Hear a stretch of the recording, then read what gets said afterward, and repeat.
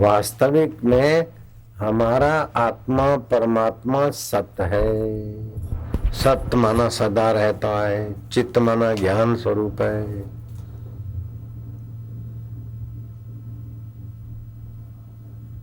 आनंद माना सुख रूप है। लेकिन जो सदा नहीं है उस शरीर को हम सदा रखना चाहते हैं। बुद्धि में सीमित है और आत्मा असीम है, तो बुद्धि द्वारा ज्ञान पाना चाहिए। बुद्धि में कितना भी ज्ञान आएगा, आगे का आता जाएगा, बिसरता जाएगा, नया आता जाएगा। अंत में किसी थोड़े विषय का ज्ञान पाकर अपने को बड़ा विद्वान ज्ञानी सर्टिफिकेट लेके घूमते, लेकिन पूर्णता नहीं आती।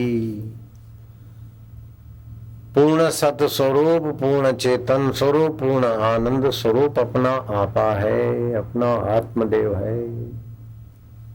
इस आत्मदेव की स्वाभाविक स्थिति है सत्य चित्त आनंद।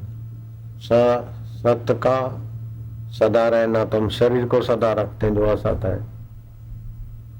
बुद्धि से ज्ञान, बुद्धि में ज्ञान भर के उससे ज्ञानी होना चाहते, और नाक से मजा लेकर, काम इंद्री से मजा लेकर, भावय से मजा लेकर आनंदित होना चाहते। तो असत जड़ दुख रूप साधनों से हम सत्य चित्त आनंद की भूख मिटाना चाहते हैं। इसीलिए सब लोग सब कुछ कर करके थक जाते। प्राचीन बहिर राजा के पुत्र प्रचेता, राज वैभव में दुख क्लेश अशांति है तो चलो जंगल में। 10 भाइयों ने भगवान नारायण की उपासना की, शिव जी की। शिव जी प्रकट हो गए। शिव जी तो प्रकट हुए, लेकिन महाराज शिव जी के आगे प्रार्थना किया कि हमको भगवान नारायण का दर्शन दो। ओ ऐसी कोई साधना पद्धति बताओ। नारायण स्तवन की दीक्षा दे दिया। किसने दीक्षा दिया? भगवान शिव जी ने। किसको? राजकुमारों को। तो राजकुमारों ने दीक्षा ली और ब्रह्मचर्य व्रत, एकांत, मंत्र और फिर ध्यान धारणा। तो भगवान शिव जी की कृपा से नारायण आए। आकर्षण खिंचा हुआ नारायण को कि मुझे कोई मेरा प्रिय याद कर रहा है, चलो। नारायण भगवान की स्तुति की और नारायण ने कहा जैसे मरुभूमि में वृक्ष होना कठिन है, और मरुभूमि में वृक्ष होता है तो बड़ा अच्छा प्यारा लगता है। ऐसे जवानी में विवेक वैराग्य होना कठिन है। जवानी में तो अंधा आकर्षण होता है, भोग के मजा लो। गुरुजी कहते हैं ठीक है, विवेक कहता है ठीक है, लेकिन अभी तो यार खाओ पियो मजा लो, जरा ऐसा करो वैसा करो, शादी वादी कर लो, शादी करो, बच्चे करो, ये करो वो करो, फिर करेंगे। हाँ संसार में रखा तो कुछ नहीं, लेकिन क्या करें, लेकिन करके अपने को कैसे भी धोखाधड़ी देके उसी भाव में जहाँ सब लोग बह रहे हैं उधर ही बह जाते। नहीं तो यौवन अवस्था ऐसी कि जिधर को मोड़े वहां सफल हो जाए। तो प्रचेताओं ने हिम्मत किया, विकारों से बचे तो जल्दी से नारायण विष्णु जी, शिव जी का दर्शन हुआ, और शिव जी की कृपा से भगवान विष्णु जी का साकार दर्शन हुआ। विष्णु जी की स्तुति की। विष्णु जी ने कहा अच्छा क्या चाहते हो? बोले जिसमें हमारा मंगल हो वो कृपा कर। मंगल तो होगा, संत मिलेंगे तुम्हें। तो जिससे नारायण नारायण है, विष्णु विष्णु है, वही तुम्हारा सत्य चित्त आनंद स्वभाव तुम्हें प्राप्त हो जाएगा। तुम अपने को पूर्ण ब्रह्मांडों में व्याप्त अपने शुद्ध बुद्ध आनंद कंद स्वभाव को जानोगे, तब पूर्णता आ जाएगी। किसी की दी हुई चीज कब तक टिकेगी? तुम अपने आप को जानोगे, पूर्ण हो जाओगे। समय बहुत बीत गया था एकांत में।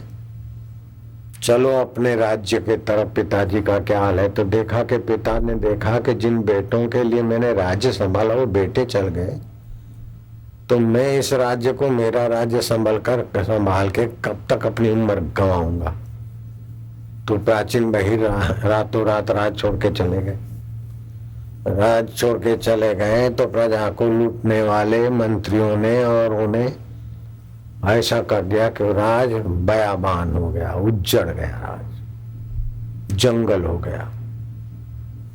सब पलायन कर गए, कोई कैसे कोई कैसे। वो राज्य की भूमि जंगल में परिवर्तित हो गई। अब उनको लगा कि क्या करे, ये तो हमारे पिता का राज्य था और ये बयाबान जंगल हो गया। तो वृक्ष काटने लगे, आग लगाने लगे, पूरा जंगल ठीक करके बस्ती बसाएं और राज्य करें। लोग बेचारे चले गए, उनके लिए अब लोग बेचारे क्या, अपनी वासना है नाम होता है लोग बेचारे, फलाने बेचारे। नारायण नारायण करते देव ऋषि नारद दिया गए कि तुम क्या कर रहे हो। बोले पिताजी चले गए, सारा राज उजड़ गया, तो अब हम इस जंगल को काट कूट के जला जुला के फिर यहाँ मैदान करके और बस्ती बसाएंगे। जो लोग चले गए और राज्यों में आ जाएंगे इधर। बोले भगवान विष्णु का दर्शन हुआ, भगवान शिव का दर्शन हुआ, लेकिन भगवान की रसमय भक्ति नहीं मिली, इसलिए अभी राज्य के रस लेने की वासना मिटी नहीं। असली रस मिलता तो ये आपाधापी का व्यवहार तुम नहीं करते। भगवान नारायण का दर्शन हुआ, भगवान शिव का दर्शन हुआ, लेकिन भगवत रस, भगवत ज्ञान, भगवत प्रीति, भगवत विश्रांति नहीं मिली प्रचेता। इसीलिए तुम फिर से उपद्रव चालू कर रहे हो। तुम्हारे पिता ने इतना राज्य किया, संभाला, आखिर उब के चले गए और उजाड़ हो गया, जंगल हो गया। अब तुम आके फिर बसाओगे, तो कब तक बनी हुई चीज रहेगी। जो कभी मिटता नहीं, उस परमात्मा का रस पाओ, परमात्मा का ज्ञान पाओ। ये आपाधापी में पचड़े में पढ़ पढ़ के फिर क्या करोगे, राज बसाओगे, फिर शत्रुओं को भिड़ोगे, ये करते करते बूढ़े हो जाओगे। फिर तुम्हारा पिता उब के चला गया, ऐसे तुम उब के चले जाओगे, फिर इस राज का क्या होगा।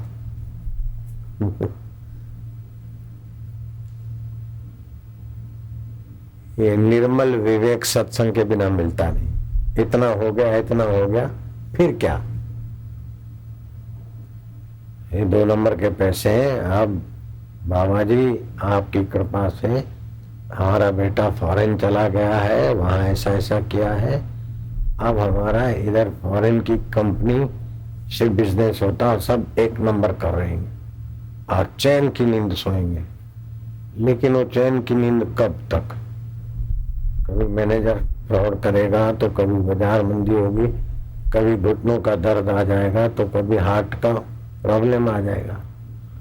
सत्य चित आनंद स्वभाव को जाने बिना कितना भी तुम्हारा वेल सेट हो गया तो कब तक टिकेगा।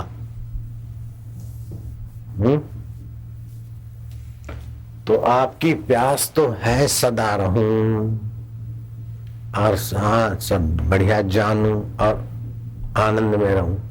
तो सदा जो हो तुम और ज्ञान स्वरूप हो, आनंद स्वरूप हो, उसी आत्मदेव को मैं रूप से जानो और उसका रस, उसका ज्ञान, उसका आनंद पाके पूर्ण हो जाओ। पूर्ण गुरु कृपा मिली, पूर्ण गुरु का ज्ञान।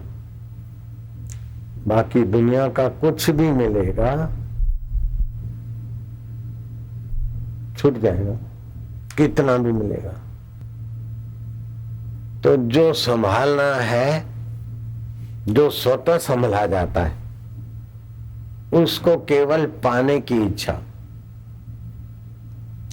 उसके अनुरूप जीवन बनाने की इच्छा कर दो। तो दुनियावी चीजें संभाल संभाल के आप थक जाएंगे, संभलेगी नहीं। जो स्वतः संभला है उस आत्मा परमात्मा के तरफ चलो। तो दुनियावी चीजें संभालने के लिए वही आत्मा परमात्मा की सत्ता लीला करेगी। एक बार तुलसीदास जी महाराज के यहाँ जो कुछ उत्सव होगा कुछ, तो चोरों डकैतों ने सोचा कि बाबा जी को आज मंदिर में खूब चढ़ावा आया होगा, राम जी का उत्सव हुआ है तो खूब भेंट पूजा चढ़ी है। उस समय में तो लोग रत्नाएं ये वो, अभी जैसी कंगालियत भी नहीं थी, पहले तो बहुत संपदा थी यहाँ। चोर आए रात को तुलसीदास जी के यहाँ, तो तुलसीदास तो निश्चिंत सोए थे। राम और लखन धनुषधारी उनको दिखे, दो लड़के। चोरों ने देखा कि तो चौकीदार खड़े हैं, बड़ा छुप गए। एक आध 2 घंटे के बाद आए तो देखे तो वही के वही।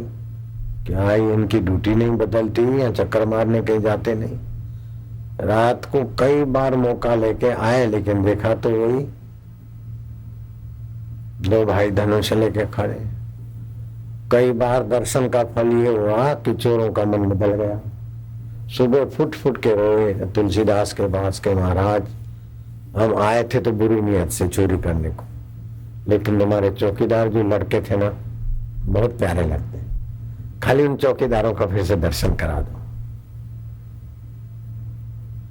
एक श्याम वर्ण था, एक गौर वर्ण था। बड़ा और छोटा भाई 2 थे। वो तुम्हारे चौकीदारों का एक बार दर्शन करा दो। तुलसीदास ने बोला पागल तो नहीं हुए, बोल। फिर उन्होंने सारी बात कही। तुलसीदास दंग रह गए कि ओ हो,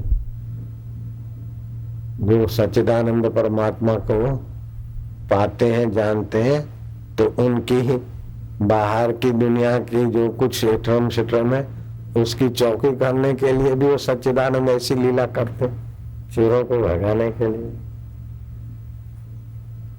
तो भगवान ने गीता में भी कहा है अनन्य भाव, अन्य अन्य नहीं, अन्य अन्य में जो अनन्य है उसको जो चिंतन करता है उसका योग क्षेम में वहन करता हूं। योग माना जो परिस्थिति, जो सुख सुविधा अथवा जो साधन भजन के लिए चाहिए वो दिलाता हूं, और वहन माना उसकी सुरक्षा और संभाल भी करता हूं। चाहे सेवकों के रूप में आके कराऊं, सेवकों को प्रेरणा दे के आके कराऊं, लेकिन उसका योग क्षेम में वहन करता हूं। जो मुझ में तृप्त रहता है तो उसका योग क्षेम में वहन करता हूं। तो दोनों हाथ में मौज हो गई। वशिष्ठ जी बोलते 2 लोक है, एक इहलोक और परलोक। जो परलोक परमात्मा के लिए यत्न करता है उसके लिए इहलोक भी सुखमय हो जाता है, परलोक भी सुखमय हो जाता है। और जो इहलोक में ही कुछ पाके बड़ा बनना चाहता है, मैं लंकापति रावण हूं, मैं हिरणपुर का हिरण्यकश्यप हूं, मैं बड़ा राजा हूं, उनका ये भी बिगड़ता है और दुर्गति हो जाती। एक साधे सब सधे, सब साधे सब जाए। यह लोक को पाने के लिए कितने कोर्स करो, कितना ट्रेनिंग दो, कितना रटो, फिर नौकरी करो, फिर इकट्ठा करो, फिर हरीफों से भिड़ो, कब बीमारियों से भिड़ो, फिर थोड़ा समय बचे उसमें काम विकार भोगो, ये भोगो। काम विकार भोगने से बल और तेज कमजोर हो जाता है, शराब कबाब से भी शरीर खराब हो जाता है, अंत में अकाल मृत्यु। धोखा ही तो हुआ अपने साथ। इसीलिए अपने सत्यचित आनंद स्वभाव को जानने के लिए राजा भरतरी ने राजपाट छोड़ दिया और सत्यचित आनंद स्वभाव जाना तो राज्य से भी बढ़िया सुख, बढ़िया सामर्थ्य। ऐसे ही भगीरथ राजा थे, उनको हुआ कि भाई कितना भी ये राज्य संभालेंगे। 30 लाख का जोबर नहीं था भगीरथ, एक दिन में 30 लाख भी कुछ नहीं होता उसके आगे। सब कुछ छोड़ के तीतल ऋषि के पास गए कि महाराज आयुष नाश हो रही है और मेरे अपना सच्चिदानंद स्वभाव की प्राप्ति नहीं हुई है, तो साथ में लेकिन अभी तक पाया नहीं। बोले राजन जाओ राजपाट, का त्याग करके शत्रुओं के घर भिक्षा मांगकर विचरण करते हुए एक सप्ताह में 10 दिन में इधर आ जाओ। जब राजपाट त्याग दिया तो जो वैरी थे वो वैर किस बात का करें, हरीफ के यहाँ तो जाके भिक्षा मांगे। और चाटुकार खुशामद खोर अपने आप बिखर गए, राज है नहीं, सत्ता नहीं है तो नेता को कौन पूछता है, ऐसे ही गद्दी नहीं है तो राजा को कौन पूछता है।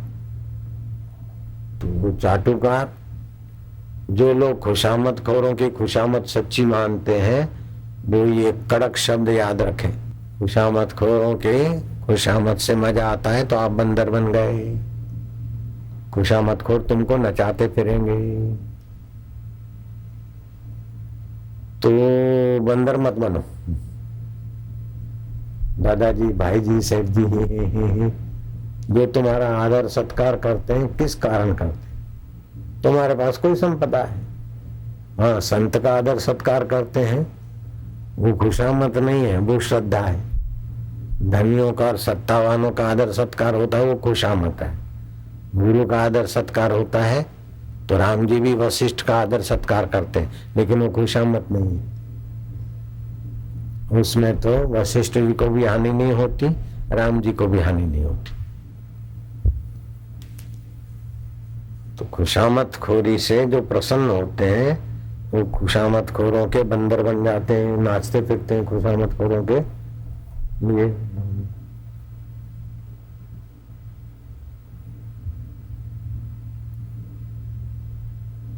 ये कठिन लगता है लेकिन इतना कठिन नहीं है। इरादा पक्का हो और दृढ़ निश्चय हो तो परमात्मा प्राप्ति सुलभ हो जाती।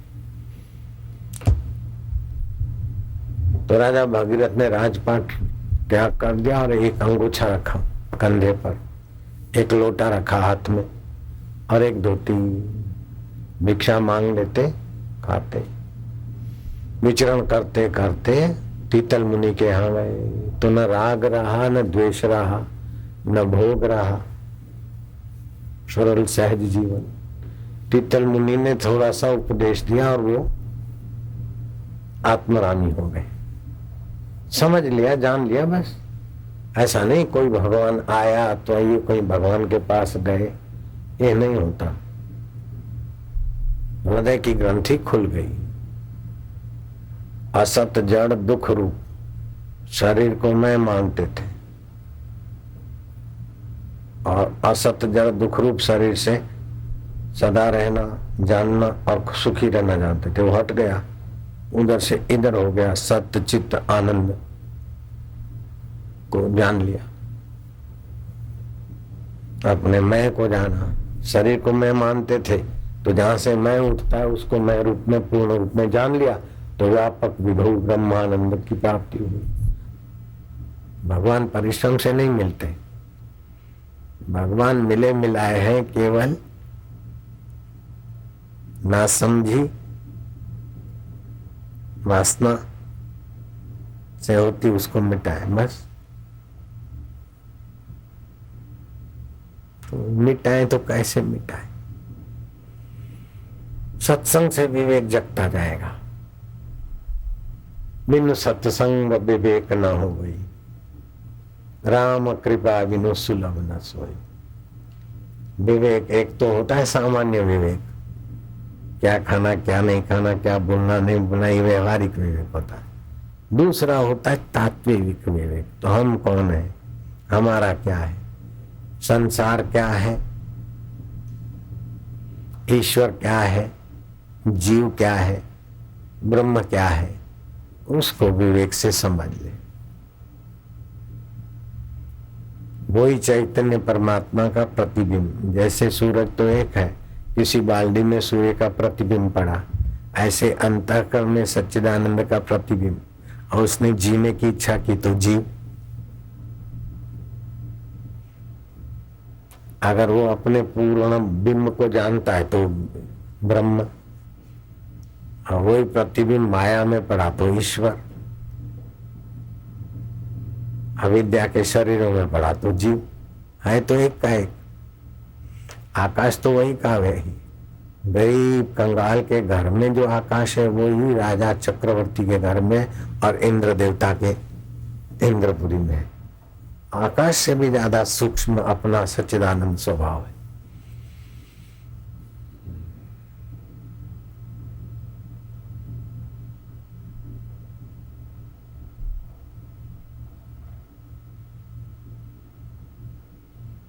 उसी स्वभाव में अनजाने में जाते, सुबह नींद में से उठते तो कैसा होता है, कुछ भी, कौन सी साधना करते उस समय, उसी में टिको।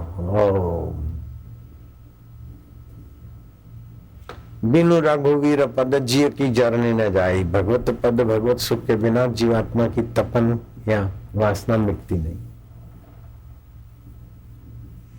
अंदर का सुख शांति मिलता जाएगा तो बाहर का आकर्षण छूटता जाएगा, बाहर का आकर्षण छोड़ते जाओगे तो अंदर में स्थिति होती जाएगी। जैसे भोजन करते न तो पुष्टि भी होती जाती है और भूख भी मिटती जाती है, स्वाद भी आता जाता है। ऐसे ही भगवत शांति भगवत ज्ञान में तृप्ति भी होती जाएगी, वासना भी कम होती जाएगी। ये खाऊं, ये भोगूं, ये करूं, बाहर का अंदर सुख लेना वासना है। बाहर की चीजों का एक होती है आवश्यकता, दूसरी होती है वासना। आवश्यकता है पेट भरने के लिए सात्विक भोजन, लेकिन वासना है कि आज तो चिप्स होने चाहिए, फलाना होना चाहिए, फलाना होना चाहिए, ये वासना है। आवश्यकता है अंग ढकने की, ऐसा होना चाहिए, ऐसा बढ़िया होना, ऐसा, ये है वासना। आवश्यकता है आंधी तूफान से बचने के लिए घर की, लेकिन ऐसा फर्नीचर, ऐसा मकान, ऐसा और दूसरे का देख के वासना। तो वासना का तो कोई अंत नहीं, आप फंस मरता है आदमी। आवश्यकता पूरी करके ऊंची आवश्यकता, अपने सत स्वभाव को, चेतन स्वभाव को, आनंद स्वभाव को जानकर पूर्ण हो जाना। कई जन्मों के पति मिले छूट गए, कौन किसके साथ आता है। मित्र मिले छूट गए, पत्नियां मिली छूट गई, कौन किसका साथी। एक दूसरे के शरीर, एक दूसरे के काम में स्वार्थ में आते तब तक की दोस्ती है, बाकी सब अपने अपने मतलब की संसार की लीला है।